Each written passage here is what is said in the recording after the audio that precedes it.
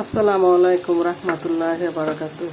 আশা করি দিনী বোনেরা ভালো আছে, আমিও ভালো আছি আলহামদুলিল্লাহ।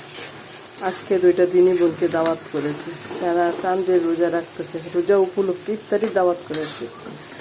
তার জন্য বুট ভুনা করতেছি, সাথে আপনাদেরকেও দাওয়াত করলাম।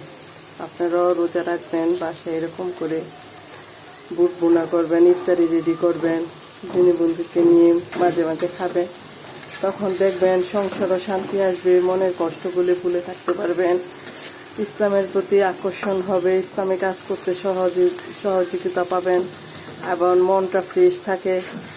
তারপরে আপনার ইসলামের কথাবার্তা নিয়ে আলোচনা হয়, তখন ভালো লাগে। আর আসল কথা কি, ইসলাম যাই বলি, ইসলাম ছাড়া তো আর শান্তি নেই, ইসলামের ভিতরে থাকলে একমাত্র শান্তি। যাক, আমি আপনাদেরকে শেয়ার করছি, দেখানোর জন্য বলছি, দোয়া চাচ্ছি আমার তরফ থেকে। আপনাদেরকেও সবার জন্য দোয়া করি, সবাই ভালো থাকবেন, দোয়া করবেন।